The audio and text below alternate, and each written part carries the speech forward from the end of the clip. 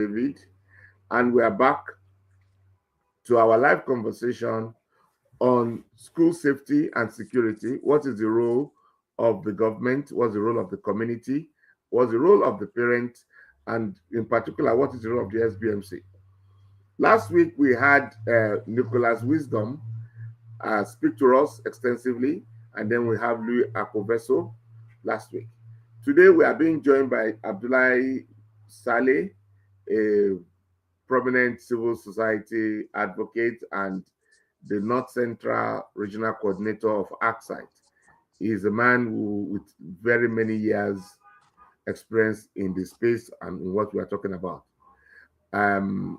So welcome, gentlemen, to tonight's deliberation. Thank you, sir. Thank you so very much, sir, for having us. So as a foundation to this conversation, we shared our thoughts on what exactly is the UBEC standard and what exactly is expected of the SBMC. And Wisdom, can I have your take on the whole thing? Before we got online, you and I were having a conversation around this. So what's your take on UBEC, SUBEB, SBMC, etc., when it comes to security? Let's have your take. So the outline document already states that there are certain requirements for schools. So for schools to have, right? So for one, there's funding available from UBEC to ensure that schools are properly fenced and the security apparatus so every school that is supposed to be fenced is fenced. So there is a funding that is available for that. But however, schools cannot access those fundings if they don't have an SBMC that is active, right? So the question now becomes, why don't these schools, why don't they have the SBMC that are functioning so that they can have access to the funds that are available to cater for certain level of security to a certain extent? Then also in one of the reports, it's also stated that the funding and sensitization of the FBNCs has also been stalled and stopped.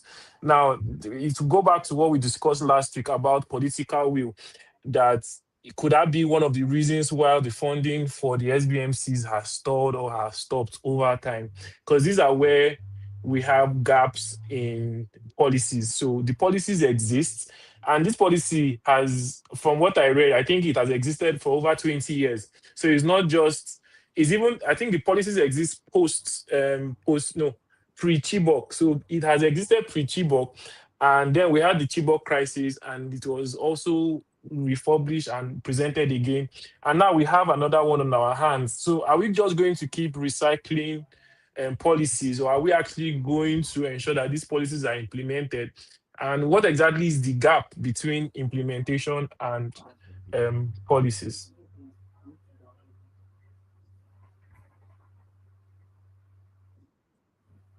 Hello, sir. Can you hear me? Yes, I can hear you. Studio, okay. Can you hear anything? Okay, we can hear you. Okay. So I was just rounding up to say that there seems to be a huge gap between the policies that are already existing, because these policies have been there for over 20 years, and the implementation part of it. So that's the gap that we need to close, and we need to close quickly to ensure that things like this and children's securities are taken seriously and they don't repeat themselves again. Okay, thank you very much. Abdullahi, Mr. Saleh. Yes, sir. Yes, sir. I know you have been working in this space, and then it's a honor to have you here this evening.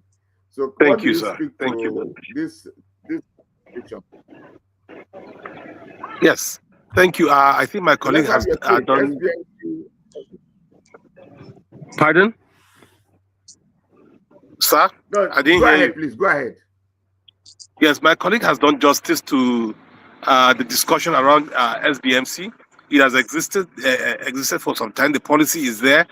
I think there's a gap in understanding what the policy entails, even from people within the education sector. I have gone around some schools in the FCT to monitor the activities of SBMC, and even uh, the structure, how it's being put together.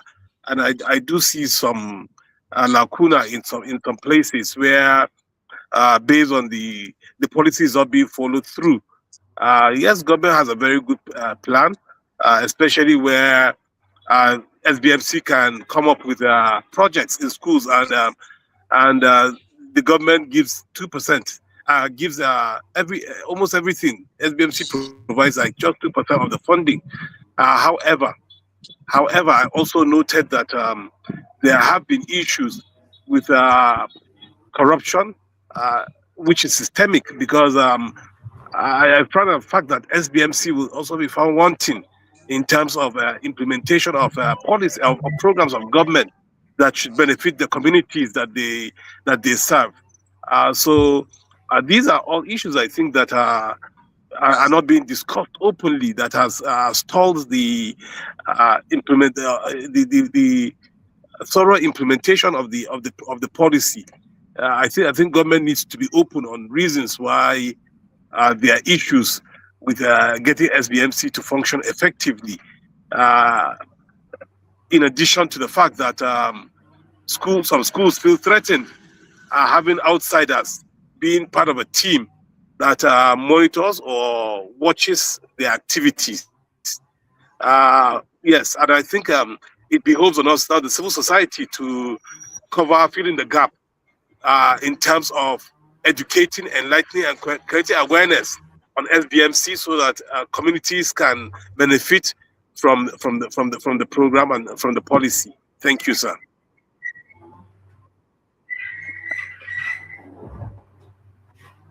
So basically,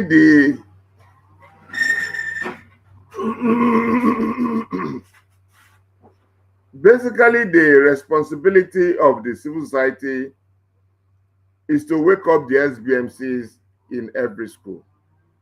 And the takeaway from this conversation is to be able to communicate what is the role of the SBMC in every community. And there's a policy, there's a document. But like we saw in the document, we are beginning to wonder how come the SBMCs are not as effective as they are supposed to be in all the schools. Brother Louis, do you want to speak to that? Somebody just entered the studio now. Who just entered the studio? Anselm. Mr. Anselm. Oh, okay. We can't get to hear from him. Okay, Louis, do you think, from what you have read and your understanding, what do you think is the reason why an SBMC will not function? The school should belong to the community. How come they cannot gather men and women of repute to contribute to the running of the school? Yes, sir. Thank you so very much. Can you hear me, sir? Yes. Yes. Hello. Okay. Okay. Perfect. Hello. Thank Good evening, you so sir. much. Good evening. All right. So, in terms of why I would say that the SBMC isn't working as well as it should work, I mean, the two speakers that went ahead of me have thoroughly already dissected it. I think that the critical missing points, or the critical key points, that can help the SBMCs to more or less be revived, will be pushing this message to them, which is why platforms like this platform now, Vox Edu TV, becomes super important, because the more that people are able to understand and realize that these things are already available, the more they can request more from their community leaders, from their parents. The stakeholder ecosystem for community learning is large, and is local. So you can find the things that you need to succeed in and within that community. if government has already established a policy, how cool will it be that people from a particular community have come together to say we want laptops in our community for computer science project because we feel that in our community we want to produce more IT people. And then it's a responsibility bestowed on the SBMC to then say we want these things because our community chiefs and the parents and the teachers and our funders from diaspora have said that this is where we should go to. What about this particular fund that was available for this particular issue, be it from UBEC, be it from FME directly? So I think basically platforms like this and other platforms that are able to spread, reach out to more people within the grassroots, I think that would be one of my own first solutions to getting the SBMC to work again. I feel it's an information gap at the very, as one of the things that are wrong. It's mostly an information gap thing. A lot of people want better education. So let them have the information firstly, then we can then say, okay, they have the information, they didn't do anything about it, it's an execution problem. But still now they don't even know. A lot of people don't know, So that's my 2 cents on it, sir. Okay. Thank you, Louis. We have somebody walking to the studio while we were on. Please, Nicola Anslem, are you there? Yes, good evening, sir. Yes, I'm there, sir. Good evening, sir. How are you today? We thank God for everything. We are talking about this. Yes, I can SBMC. hear you. Yes. What do you want to speak to that this afternoon? You see, the SBMC is supposed to be the critical stakeholder in driving the safety. Like in a bit, I'm going to read the 6 key functions of SBMCs. What do you think is making the SBMC not to be functional? I understand you are an SBMC chair.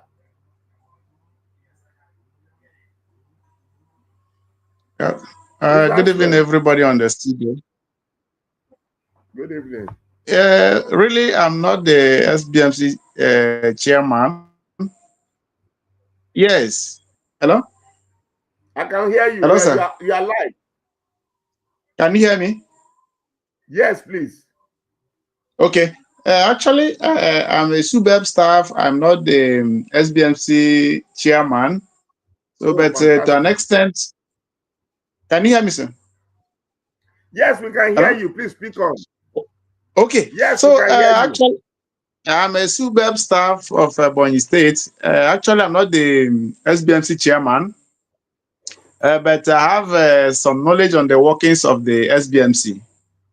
Good enough. Yes, most of the schools in the state have the SBMC, but the challenge there is the functionality of the SBMC. Most of them, when the SBMCs were constituted, some of them had a kind of misinformation. Probably it is an avenue where they can be part of the government. But in real sense of it, most of them are not really doing what they're supposed to do as members of the SBMC. Okay, so how do you think, Mr. Anslem, I'm happy to have you here. So how do you think we can make them to do what they are supposed to do? Can you hear me? Yes, I'm with you. How do you first think and we can ginger them? Okay, first and foremost, members of the SBMC, we really need to look into that so that people that are elected to be members of the SBMC should be people that are ready to offer selfless service to their communities, not people being imposed as members of the SBMC. Secondly, funding is also necessary because they may intend to do a lot of things, but issue of non-availability of the funding might limit them on things that they intend to do. So basically, these 2 things need to be addressed if SBMC should work in the real sense of it. So that's just what I have to say for now. Thank you. Mr. Wisdom, what do you have to say to this, to what we are hearing now? That SBMC member they thought it's a national cake, and they get disappointed that there's not Yes, sir. Can money you hear me? anywhere. Yes, we Yeah. can. Okay. What was your question, sir? I said we're learning that some of the SBMCs are not functioning because the members came in with the mindset thinking that they are coming to eat government money. They didn't know they are coming to serve. And when they come with this mindset, and they got there and there is a paucity of funds from UBEC, then there's trouble, there's disappointment, and now they can't function. How can we solve this kind of a problem? Bearing in mind that SBMC is supposed to own the school and take care of the school, like the six key functions of SBMC: school governance and planning, resource mobilization, monitoring and accountability, community engagement, child protection and school safety, and then advocacy. This is what the law says SBMC is supposed to do. Now, when the law says you are supposed to do this and you are coming with another mindset, I mean, it brings the child's protection suffers. So what do you have to say to that? So I think first of all the first problem to tackle here is how are the SBMC selected, or how do they come about being members of the SBMC? Because there are a lot of education advocacies, there are a lot of education activists, there are a lot of children-based organizations that I feel should be able to volunteer members that can actively are passionate about the safety of children and the welfare of children. Because if you pick any average person that doesn't have these values or embody these sentiments at heart, then he's just going to see it as an opportunity to line his pocket or as an opportunity to get more money for himself without actually carrying out the desired work or task. And I feel like that's the first thing that we need to tackle. How do we select the SBMC? How are people selected into SBMC? How do they come into the SBMCs?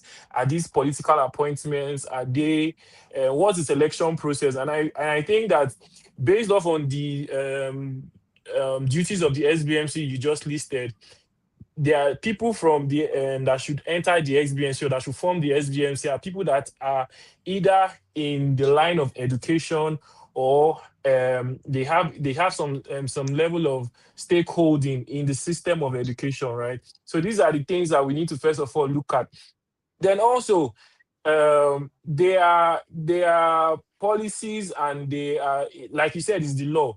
So when you break the law, so after the selection process has been corrected, then we now look at implementation. So when you now break the law, I would assume while we're having this conversation, it clicked in my head that no one has actually written a petition against an SBMC for embezzlement, simply because Nigerians also may not know that funds are being allocated to the SBMCs, or there are cases that funds were allocated and it wasn't used to, because this is a criminal offense. If funds were allocated to fence a school and that money was diverted for personal use, it is a criminal offense, and whoever is in charge should go to jail. You should be persecuted. Definitely. And you should be sent to jail. So these are yes. Mr. Abdullah Saleh, is he still there? Okay. Mr. Koveso, you just heard that we should raise the bar in selecting SBMC membership. What would you consider as a fair method of raising the bar? How do you think we can go about? I was going to ask Mr. Abdullahi, as a civil society man, what is the role of civil society in making sure that the bar is raised across the board? Because from the last count, I mean, there are over 147,000 primary schools in Nigeria. And if all of them needs to have an SBMC, that's a huge number of SBMCs to be formed. And we must put in place structure to be able to make sure that each of these SBMCs is a true reflection of what the government actually wants to achieve. So, Mr. Liu, as a management consultant, how do you structure it that Nigeria could have an SBMC that will speak the mind of the government? Over to you, Mr. Professor. Absolutely. Thank you so much, sir. I feel that this can be done in two ways, one of which has already been mentioned, where Mr. Wisdom spoke about people who are already passionate and in that line of work. I know of an example of people who have, in over almost a decade ago, come across a certain terrifying figure of the number of out of school children, and 5 6 days they wake up and they say that, you know what, I'm going to do something about this. And they've been doing that for the past decade or more from their personal purse. So it's actually one way to go. And I know for sure that people of this nature, or people that do this, they've gone to their home states to say, what are we doing in this regard?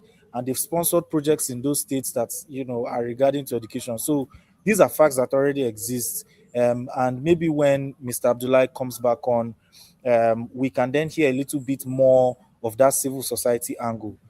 For the second angle, I would view SBMC as a regular job. It's a it's it's a job that must be done, that has KPIs, that has expectations, that is graded on a quarterly basis, and then results are compared year on year and projected into the future. If the SBMC operates that way, then it doesn't really matter if the people that are being employed are passionate, or they have a job, they have a particular operational procedure that they follow. There are things that you tick off the list. Is there water? Yes, tick. Is there computer? Yes, tick. Is there fence? No, we keep it. Then what's the next step? You take it to the civil society organizations, take it to the community members, take it to UBEC, take it to whoever. If UBEC says we will do, you provide 10% so that they can bring the remaining 90%. If civil society says they would, so it's like a job with job description. Like in my own, I've not been any part of any SBMC community, any SBMC gathering, or I've not been part of any significant. But when it comes to things like this, it can also be treated as a normal proper job, whereas the stakeholders are like board members, and then you have 2, 3, 4, 10, depending on the size of your community, staff that actually are doing work with KPIs and everything, since it is paid. The flip side to that will be, is it paid? Because it could be paid, and what was supposed to be paid doesn't reach or something, and that's a wider conversation. But if it is paid, it's a normal job, whereas No, SBMCs are not paid. Okay. They are supposed to be entitled to a budget to run the school. But from the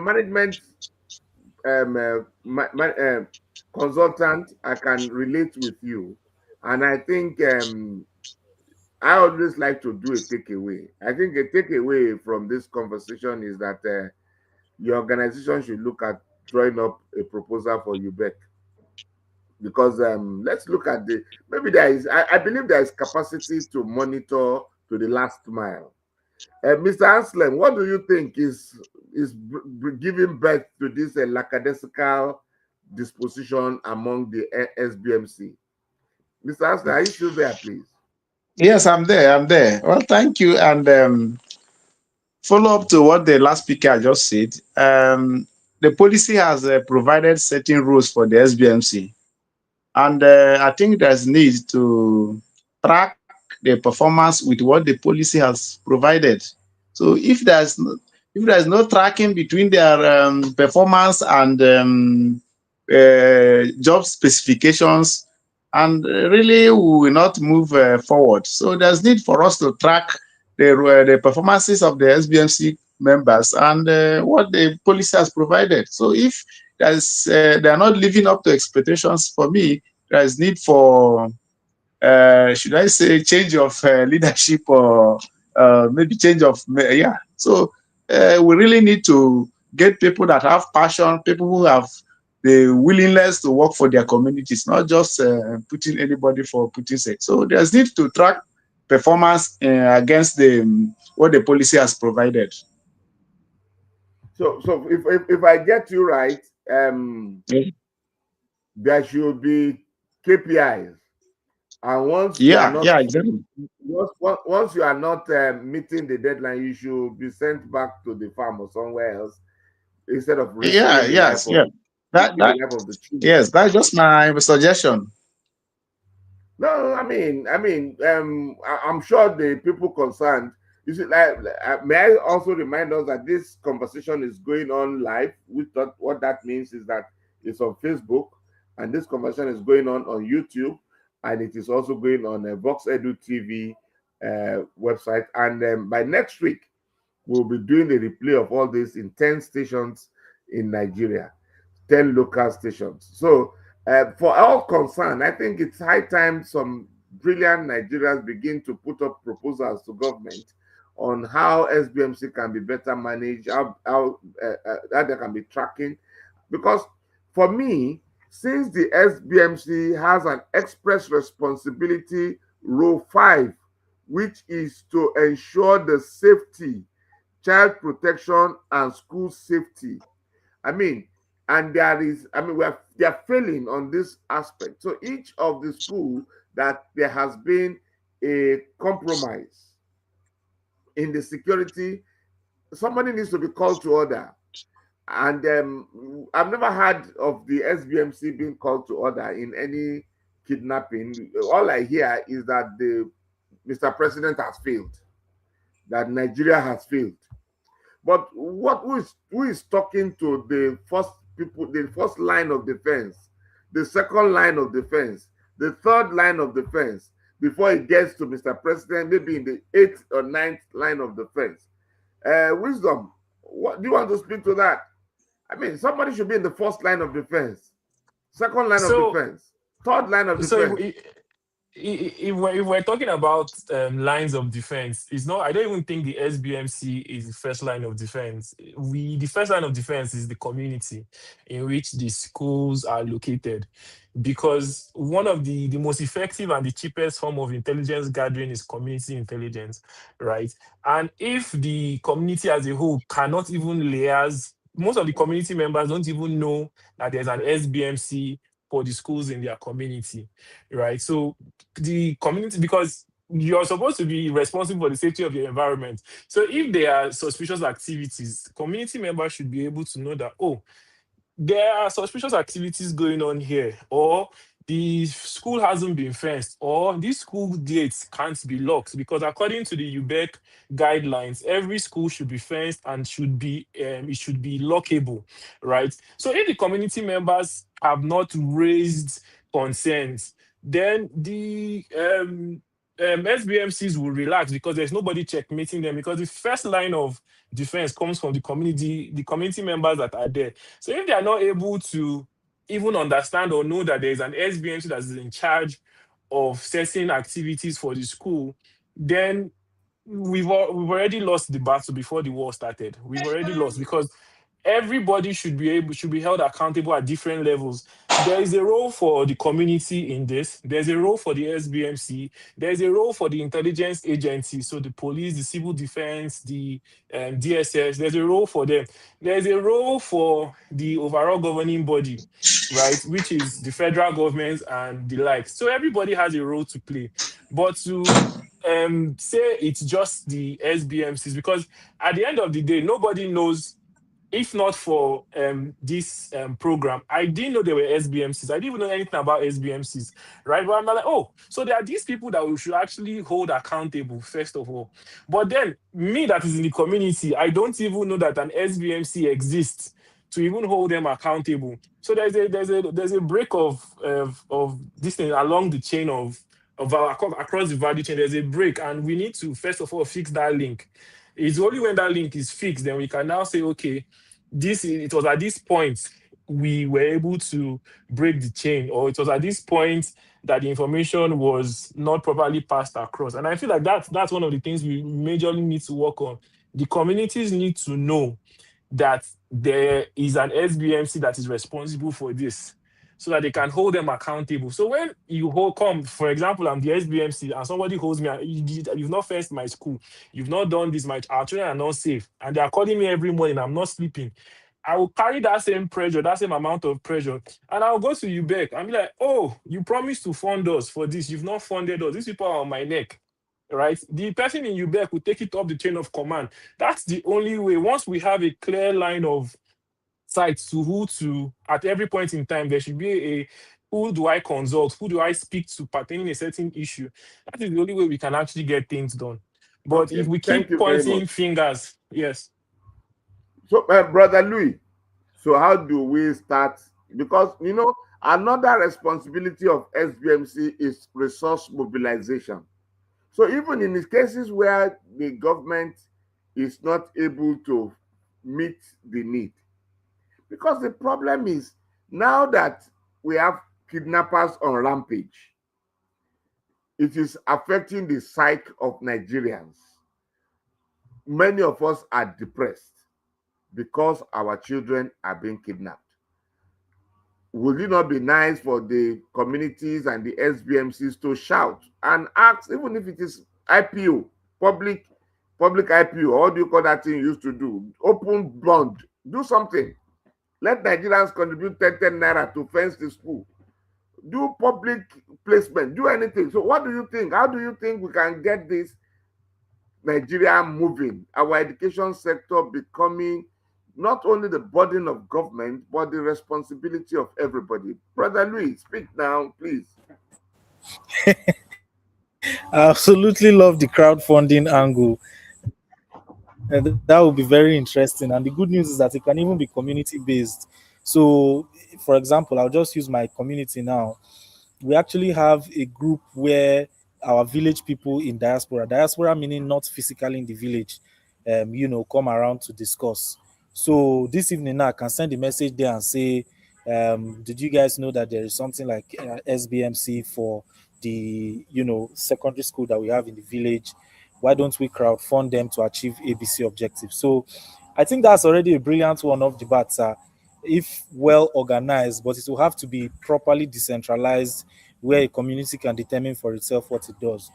Then to the actual question, you did mention that waiting for government is maybe counterproductive, because even in the guidelines it suggests, and some places explicitly says, it is the responsibility of the community to achieve the 5 points aforementioned. um and without any disrespect to the level of work that the government is doing, without any disrespect to the complexity of the institution of Nigeria, I feel that a lot of times when private individuals take it upon themselves to do something, it's a little less complex and they're able to achieve more mileage because there's less bureaucratic processes involved, and they can just go ahead and hit the nail on the head and do whatever is needed without any judgment whatsoever. So while demanding accountability from the government's arm and the resources available there, it I think will be advantageous for communities that can to come together, crowdsource or crowdfund, and then start with the minimal of things. If it's first of all fence, then stage two, fence that can lock, then stage three, roof that is not leaking, stage four, etc. so forth. There may be some communities that cannot afford to, crowdfund, whereas they can link with other communities who have excess, if at all, or become more aggressive with their position with the bodies that have their funding, So, but at the core of everything will definitely be information. Once we get people to understand that this thing is available and possible and important, then we have already started moving in the right direction. And the ideas that we are giving here, Thank you. albeit brilliant, we will get better, much functional ideas from people in their communities because it affects them directly and they have a first-hand experience of what is going on. Thank you very much. Mr. Anslem, are you Yes. there? Yes, but network has been bad. So sorry about that. No problem. Mr. Louis just spoke about first line building fence. For me, first line is cutting the bush around the school. Many schools, the bush is terrible. They just put, even in Abuja here, you just see school with bush. Can the community arrange to cut the bush? Now, is there a law against community involvement in school security, Mr. Anslem? Or what is UBEC Sorry, let doing? me Or get what you. is UBEC doing? Yes, What at I'm the suburb level. Hello? and I can hear you. Hello? Can I'm you hear saying me? no communities. Okay. We can hear you. Okay. There is no community that At is the so suburb. poor. Yes, go ahead, please. Yes, yes. So at suburb level, I think prior to school resumption every term, the social mobilization engages with the community on the need to clean up the schools before the resumption, because basically most of the school age children are not really fit to do that kind of hard labor. So community members are always engaged prior to school resumption to ensure that the school compounds are cleaned in preparation for school resumption. So I think there's no community, sincerely speaking, that cannot clean their school or environment. So except if they are being negligent about it. If not, I don't think there's any community that is so poor not to clean their school premises.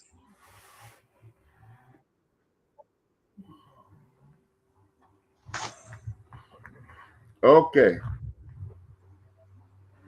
You have the voice at that people is well. The voice is okay.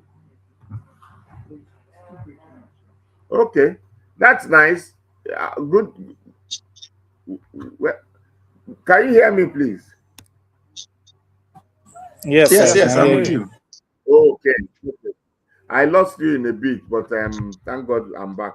But the good news is that what we are all the communication we're having here, they are not having it at the studio. So what that means is that the streaming is going on well and nice out there. And that's the good news for me. Now, Mr. Anslem, you said that in the state where you are, at your suburb level, all the schools have their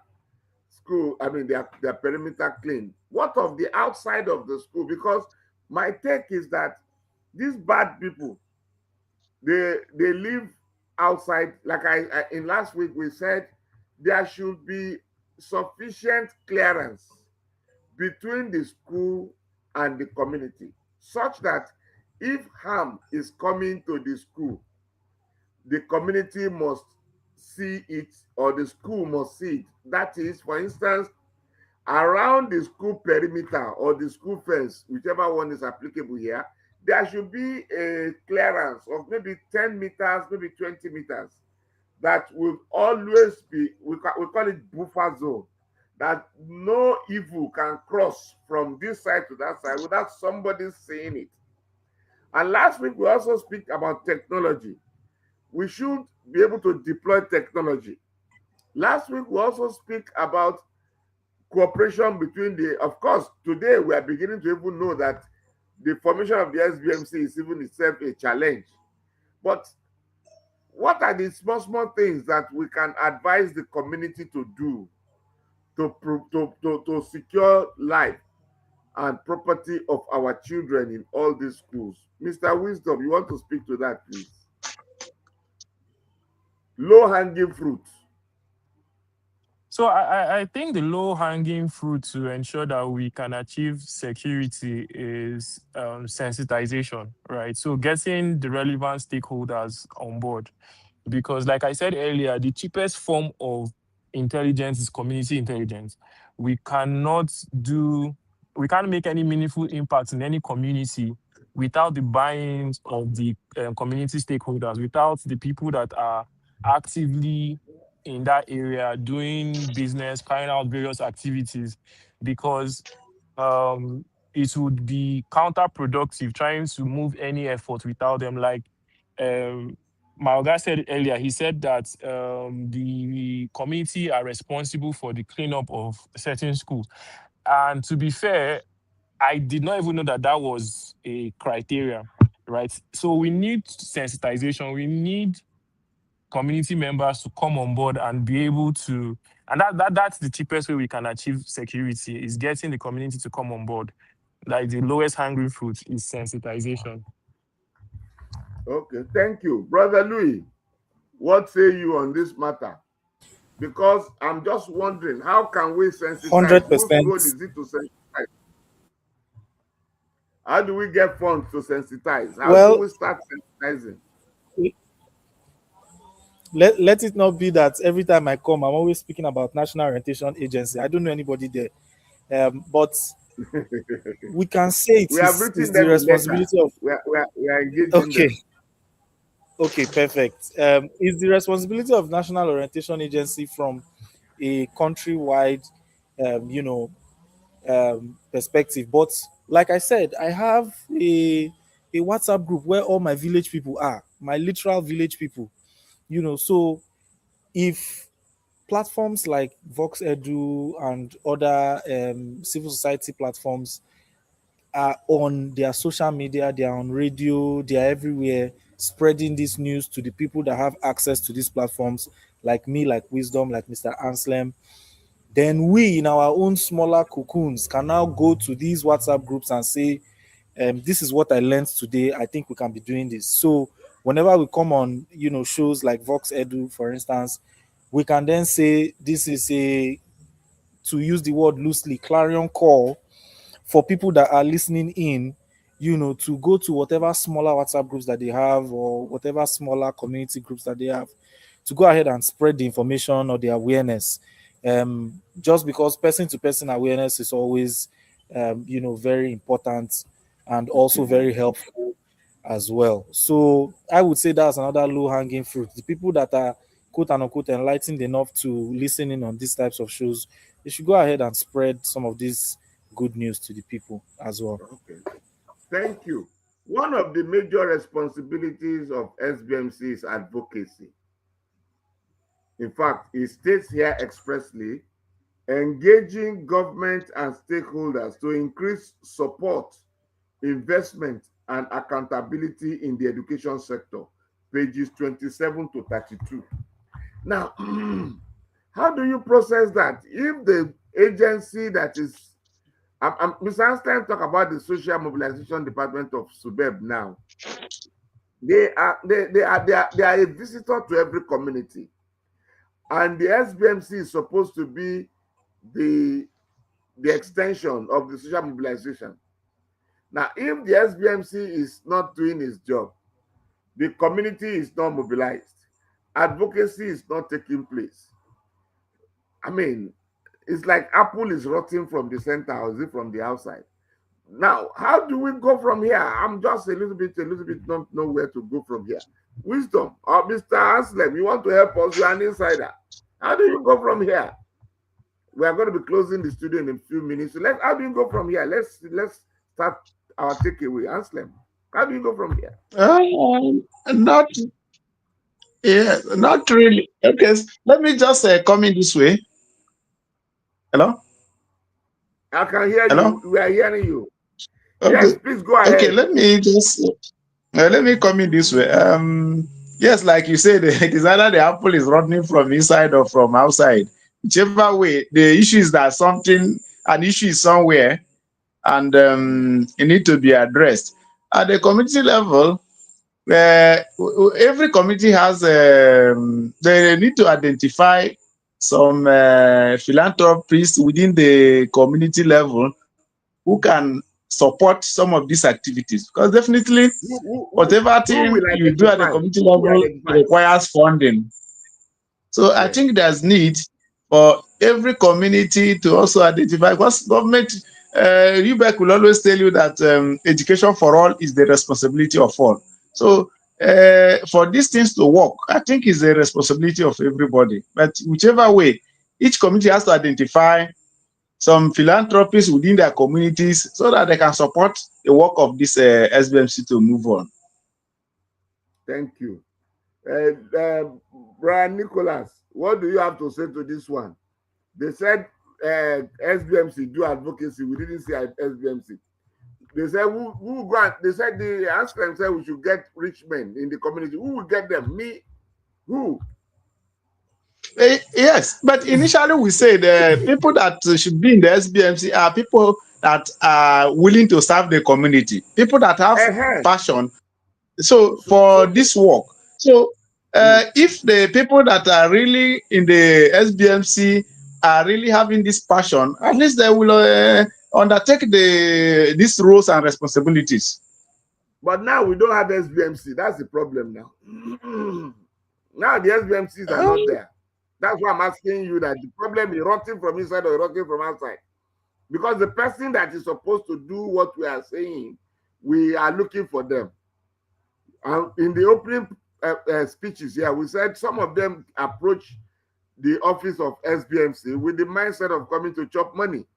So that means the apple is already rotting from inside. So how do you solve that problem? There must be a purging. Brother Anslem, what do you think? Yes. Thank you. Yeah, well, I think that will take me back to what I've earlier said. Like most of the schools in my state, SBMC really exists. But the question mark there is how functional is this SBMCs? So that's just the challenge. And the conversations around, at least when my colleagues have equally made some point that where the government, the community need to do so that we can activate these SBMCs to live up to their roles and responsibilities. Okay, Brother Wisdom, what's your final word? So, just in line with what my Oga just said, right? And I'm going to cite an example. So in Lafia, when the government installed traffic lights, they were not following the traffic lights. So the pedestrians were not following, the motorists were not, nobody was obeying the traffic lights. They had to now tie rope at each junction. So once the light is red, somebody will raise up the rope to ensure that people obey the traffic to obey the traffic light. And it's appalling because so one would now say, oh, but the government is not working. But the government have provided the infrastructure for you to be able to have safe travel. But we, the individuals, will refuse to abide by this law. And it's not just one-sided to say, oh, the SBMCs are to blame or the SBMC should hold the sole responsibility. It's a collective effort, right? And I feel like most times when we give name to a certain organization and say, oh, this is your job, every other person goes to relax and say, they have SBMC, they should go ahead to get it done. So it needs to be a combined effort between members of the community, the SBMC, and all stakeholders, not just members of the community, civil society groups, NGOs, non-governmental organizations that are passionate about schools and school children and the well-being of school children. I recently just found out that today is World Play Day for children. And it's interesting because it's something that cuts around child development, and not just for all the good reasons, right? But it's not something that is being talked about enough. So we need more buy-ins from both the community, stakeholders, civil society group, the NGOs. Everybody has to come on board. It's not going to be just the SBMC, because like I said earlier, if the SBMCs don't have pressure from the community that, oh, you were appointed or you volunteered to do this thing, why has it not been done? And there's something we call the power of reporting. If I don't have anybody to report to at the end of the day, I would not be prompted to do anything. But if at the end of the week, I have to answer to a town hall meeting that, oh, SBMC, come on, this community has summoned you. Why is our school not fenced? What is happening? By the time you have to answer to certain people about the progress of what you're supposed to do, everybody would generally just sit up, right? Because you know that you can't go and tell them, oh, this week we didn't do anything. No, it's crazy because nobody wants to sound foolish when they speak in public. Nobody wants to sound incompetent. So whether they like it or not, they will be forced to do what they are supposed to do. Thank you very much. Brother Luis, we have agreed that there must be KPIs. Who sets the KPI? Who sets the standard? Who sets the ground rule? I think Who enforces it? So over to you. And how absolutely. can I we? think that right. Absolutely. I think that we I don't want okay, well, so let me not go to the National Orientation Agency side, but we need to approach a top down bottom a top to bottom approach in the We sense need to that make you director for National Orientation Agency because you have I you don't have know. something. I don't know if I will survive the bureaucracy. I don't know if I will survive the bureaucracy, but what I do think is that if government has set up a vision that by the end of 10 years, all schools should have A, B, C, W, X, Y, Z things, you have then provided a list to each community, and the community can pick in whatever order they like and start implementing those things and have a plan for themselves. So government will say this is the minimum requirement and this is the time frame, and everybody else can get to work. That way, you have established what we want to see. You have established the quote and unquote KPIs. And I'm not saying let us reward something that you are normally supposed to do. It's like saying every time you breathe every 20 minutes, I'll give you 20 naira. You are supposed to breathe normally. It's not supposed to be rewarded. But it might be nice if communities that are making very good giant strides are also incentivized to keep going in the right direction when they report that out of your 10-point agenda, we have achieved 8 in 8 months. So government can then say, well done. Now I want to see how you carry it on for 2 years. I want to see your SS3 graduates in another 10 years. So that kind of thing. So government sets the priorities and casts the vision. The community draw from that vision and plans exactly how they will execute it, including all stakeholders, both the people that Mr. Anselm said are the rich people in society that need to contribute, both the SBMC, everybody come together, agree, report on it every so often, report back to government so that government can say, of this our vision, 1% of us are doing well, 10% of us are doing well. This particular state is not listening. This is the best community, etc. So forth. So those are Thank my you. own thoughts around it. Thank you. I will take one more round because everybody's, everybody is doing what we always say, that everybody's business is nobody's business. Because we're all saying that somebody should set, government has always sent what's it called, guidelines. Government even went further to set up SBMC rules and gave definite responsibilities to SBMC and told SBMC, you are going to be responsible for the safety and security of the children in the school we have set, we have built. They said you are going to be, you are going to make advocacy for people to come to that school. They said you are going to ask for funds. You are going to help to mobilize funds for the school.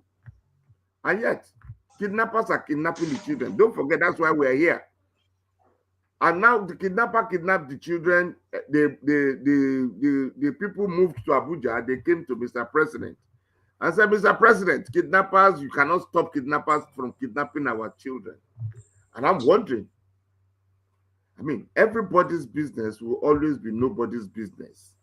So what can we do tomorrow? That is my take. What can we do tomorrow? The floor is open. Who wants to go first? I'll just bail the cat and just say that the what we can do tomorrow is go back to, like me now. I will go to my own village people's group and say, I just learned about this thing. Do we have it? I've started the conversation. So anybody that is in contact with this content or this video or this conversation should do the least friction thing, the thing that has absolutely zero friction, in the direction of awareness. Letting people know that these things exist. It's not just about SBMC, it's about what's even happening in our schools that are in our communities. So that's what I would do personally. Thank you. I'm listening to you, Bra Wisdom. What do you expect Nigerians to do tomorrow about the school kidnapping? What do you expect us to do about the situation of our school? Should we continue coming to Abuja to come and march on Abuja when somebody is kidnapped in our village? Please, what do you think we should do to stop this nonsense tomorrow? So tomorrow we need to own security. Like security is first of all our problem before the government. Because if for every incident that happened we have to march to Abuja, right? It is just ludicrous that you cannot safeguard your own home. First of all, that's why I would always advocate for community intelligence and community policing, because we are the first point of call. We are the ones that can tell when there are foreign elements in our environment. Without us knowing that there are foreign elements in our environment, the Abuja office will not know that some group of people have moved into this community, or some group of unidentified people are now residing in the forest in this area, right? So I think the communities need to first of all own security as a very serious business. It's not going to be business as usual. It's something that we need to own as a people collectively. And there used to be a campaign that says "Not in my backyard," right? So I think it's something that we need to revive to the point that everybody takes security as a serious business, and it's not just, oh, I'm not a policeman, oh, I'm not this, oh, I'm not that. We should be able to spot and identify certain things before they happen. And I mean, it's not so difficult per se, especially when we have a community that we report to. And if someone comes into an area that is not supposed to be, who are you? What are you? What's your business here? And all of that. So we should be able to own security first as a people. And I think that's what we need Thank to do you. tomorrow. Not marching to Brother Abuja. It's Anselm, not going to solve our problem. Yes, I'm there. Brother Anselm, I, what I are we think going to do tomorrow? yes, on the immediate, that is tomorrow. Yeah, Uh, yeah. communities Next really step. need to communities really need to form vigilante if they have not done that, so that they begin to protect themselves while waiting for government securities. On the second note, government really need to do more when it comes to this security challenge, because these people that are making the country unsecure, they are also operating within the country. So I don't know, do they have a hiding places? The answer is no. Government knows where to get these people, except we are still joking with the security situation of the country. It's unfortunate. I read on the social media that though, sorry if I should quote, that the government has ordered the closure of schools due to threat alert. So how long do we continue to do this thing? So when the threat to attack, we close our schools. Why is government not really going after these people? Are they ghosts? They are human beings within us. So I think government really need to do more on this. If not, time will come that they will even tell everybody not to come out to the street, and that is it. So I think there's need for communities to form their local vigilantes to be supported by government effort. Thank you very much. So it's been an insightful time engaging on school security and safety, the role of government, SBMC, and the community. We recognize the need for the government to wake up in its responsibility to provide what is called a global security. We also recognize the need for each community to take responsibility of the security of their citizens, and most especially the vulnerable children in this system. We're afraid if we are not able to stem this indiscipline, I call it indiscipline, if we are not able to stem this indiscipline at this level, it may escalate into something bigger. Day in, day out, the government is spending huge sums of money to bring children back to school. How can we relate that to these children that we bring to school being also kidnapped? So the government that is spending money to bring children back to school should also spend money, if not much more, on making sure that those ones who have willingly come to school are safe. It has been Fox Edu TV production. My name is Dr. Samuel Atuji David. I have had Mr. Louis Akuveso, a management consultant and a fan of the Ministry of Education. Mr. Louis Akuveso, it has been nice having you around here tonight. We've had thank you so very much. We've had Nicholas Wisdom, a man that fire is burning. He thinks we should. Anyway, I will not say more than that now. This conversation is getting more interesting. I encountered some people who followed our last week conversation, and they had. Today, I was expecting much more people to be here, but I don't know. Network has not been very kind to us, but I'm sure the studio will improve on what we have next week by God's grace. And then, of course, we have Mr. Nkelen Anslem, all the way from Abia State, joining this conversation tonight. Ebonyi State. Yes. Tell me what is the most beautiful thing about Ebonyi? Sorry? I said, tell me most beautiful thing about Ebonyi. Relatively, Ebonyi is peaceful. So some of this insecurity is not much pronounced here, but we pray that things will continue to get better. Okay, thank God. So Ebonyi is a beautiful place, safe place. Relatively peaceful. Relatively peaceful. And we pray that will be said of all the states in Nigeria in no distant time. Once again, my editor has been. Come and introduce. Oh, come and introduce yourself. Come and show your face and introduce yourself. She's been behind the scene. It's nice to look at the faces behind the scenes. Hello, good evening, everyone. And the name? Valentina. My name is Valentina. That's Valentina. And then also we have for here. He's begging that I should not bring him to the screen, but no problem. There will be plenty of time to bring all of my team to the screen. From our end here, it's been wonderful, and God bless Nigeria. We look forward to a peaceful Nigeria where our children can go to school without being afraid of being kidnapped. Where going to school will not be classified as going to war front, where education will be free and everybody will have access to it. Thank you so much for tonight's conversation. See you next week, Thursday. God bless you. Thank you. Thank you. And